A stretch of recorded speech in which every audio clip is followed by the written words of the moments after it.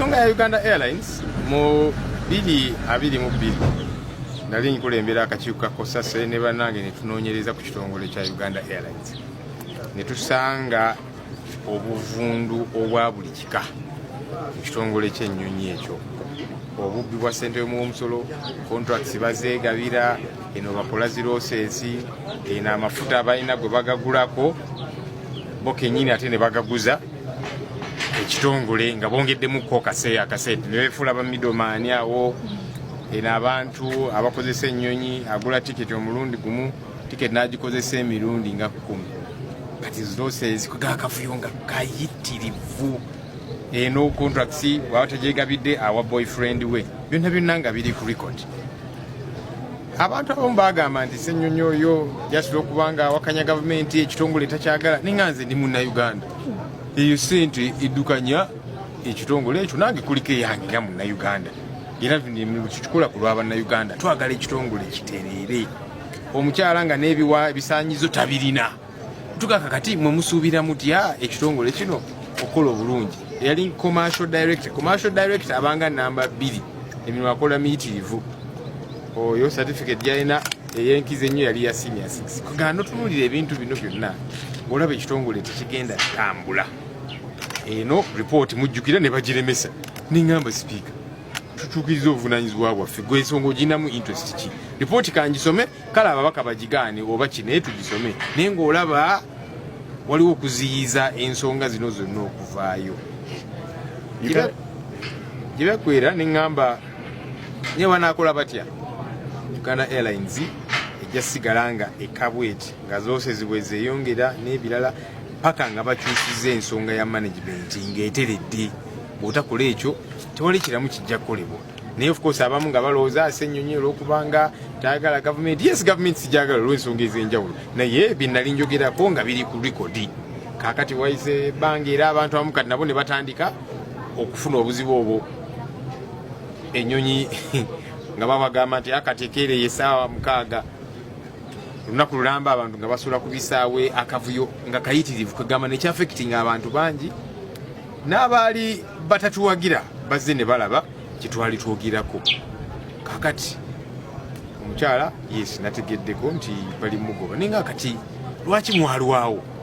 Singa mwakikola dda oba oli awo waali baddewo abantu abasobola okukola ekituufu okutereeza ennyonyi y'eggwanga lyaffe. Naye obuzibu bwa Uganda Airlines bwe buzibu obwa buli kitongole kya Uganda. Bateekamu abantu baabwe atali qualified, atalina bisaanyizo, mwana wagundi ne bamuteekayo ebyokukola tabimanyi, wabba ssente y'omusolo tebajja kukwatibwako. Bannayuganda bebogerako nti mwe just mutuwalana n'ebirala. Kyovuddula ebitongole bya gavumenti byonna ebisinga birina ebizibu bye bimu. Bategeddeko nti bali mugoba, ninga kati lwaki mwalwawo? Abantu abamu bagamba nti Ssenyonyi oyo jasula okubanga awakanya gavumenti ekitongole takyagala, ninganze ndi Munnayuganda. Eyo sente eddukanya ekitongole ekyo nange kuliko eyange nga Munnayuganda. Era tukikola ku lw'Abannayuganda, twagala ekitongole kitereere. Omukyala nga n'ebiwa ebisaanyizo tabirina. Tugaka kati mwe musuubira mutya ekitongole kino okukola obulungi. Yali commercial director. Commercial director abanga namba 2 emirimu akola miyitirivu. Oyo certificate yalina eyenkize nnyo yali ya senior 6. Kugano tunulira ebintu bino byonna ng'olaba ekitongole tekigenda tambula. Eno report mujjukira ne bagiremesa. Ningamba speaker, tutukiriza obuvunaanyizibwa bwaffe, gwe ensonga oginamu interest ki? Report kangisome, kale ababaka bagigaane oba kine tugisome, naye ng'olaba waliwo okuziyiza ensonga zino zonna okuvaayo.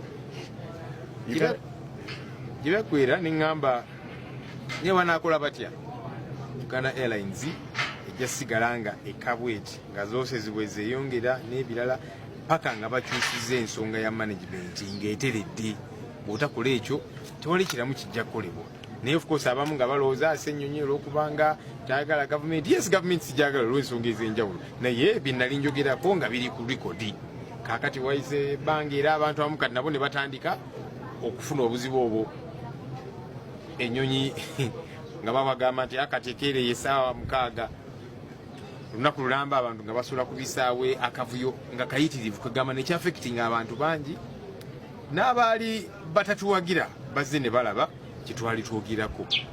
Kakati omukyala yes nategeddeko nti bali mugoba ninga kati lwaki mwalwawo singa mwakikola dda oba oli awo waali baddewo abantu abasobola okukola ekituufu okutiriza ennyonyi y'eggwanga lyaffe naye obuzibu bwa Uganda Airlines bwe buzibu obwa buli kitongole kya Uganda bateekamu abantu baabwe atali qualified atalina bisaanyizo mwana wa gundi ne bamuteekayo ebyokukola tabimanyi obabba ssente omusolo tebajja kukwatibwako bannayuganda bwe boogerako nti mwe just mutuwalana n'ebirala kyovudola ebitongole bya gavumenti byonna ebisinga birina ebizibu byebimu ku nsonga za Uganda Airlines eza Bamuturaki Uganda Airlines at large mbadde nsaba President okozesa obuyinza bwo obukwebwa ssemateeka buli mubaka wa Parliament abadde MP okuva 2021 paka 2026 bonna basibwe ng'ogyeko Joero Ssenyonyi mbadde nsaba buli mubaka wa Parliament abali mu Parliament kuva 2021 paka 2026 ng'ogyeko Joero Ssenyonyi n'akakiiko kakakosase abasigadde bonna basibwe okuli speaker ne deputy we n'abalala bonna ensonga yajja mu Parliament abakuba Parliament ne bagizanyiramu ebyobufuzi byabwe Uganda negenda mu maaso n'okufiirwa singa Joero Ssenyonyi n'akakiiko kakosase we baleeta ensonga mu Parliament ne balaba nga ntuufu bagoberawo omukyalo oyo n'ekitongole kya Uganda Airlines ne batandika okinoonyerezaako tetwalikoze loosi zino zonna ne President ogenza okugoba omukyalo ono nga Uganda Airlines yakola dda losses empitirivu ennyo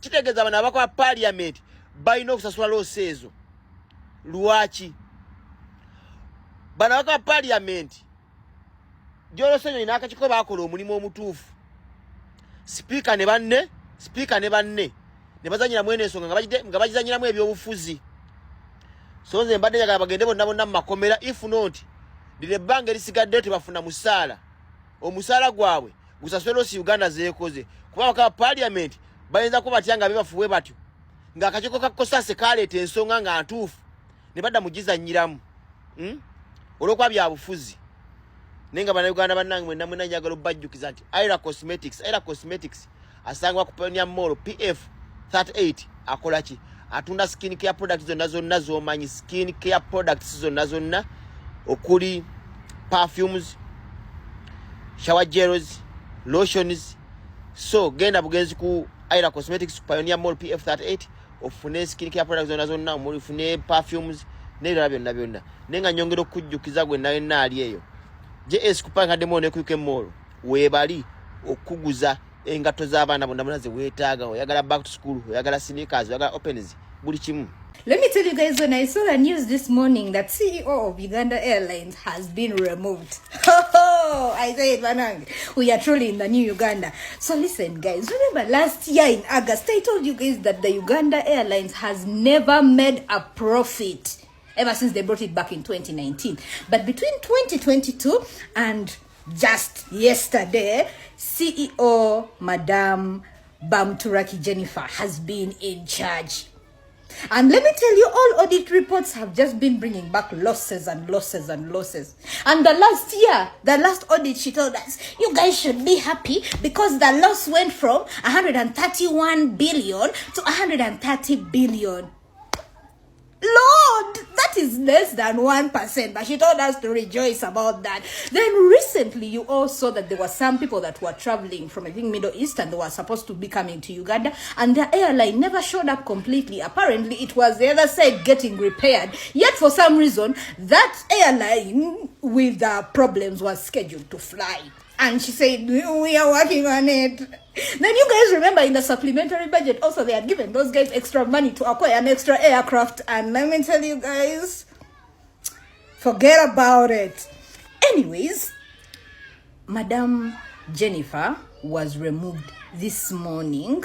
Apparently, yesterday she wrote an email internally to her people telling them, guys, this is the end of the road. I mean, I'm out. But guys, don't think she just left So earlier this year, in January, around 7th, the Criminal Investigations Directorate, CID, and State House Anti-Corruption Committee or whatever, they actually wrote a letter asking the Uganda Airlines guys to produce their budgets, their banking, their procurement documents, their financials, basically, that explain everything that has been going on. And apparently, listen, this is just one of that, inside things that I've managed to get. There was a service levy. A levy is a tax. There was a service charge which was removed by, the government in July of 2023. This is 1 year after Jenifer had come into power. Or not power, like in charge. In July of 2023. And they were not supposed to charge people on these tickets. That service charge, they are not supposed to charge it. But apparently, they have been charging that service charge since July 2023, yet it was supposed to be removed. And from that, they got 9.2 million US dollars. That is about 35 billion Uganda shillings. And apparently, that money was not banked. Oh my God, Jesus Christ. You guys, it gets worse because there's apparently over $1 trillion of revenues lost because of ticketing issues, because of their reckless procurement. And guys, let me tell you, if this is not probably one of the best days of my life, Madam Jenifer, I'm really sorry, it's not like I'm happy, but I'm lucky happy. So finally, I feel like I can actually become an auditor because this is the first time I have seen the auditor's information getting used and they react to it. Guys,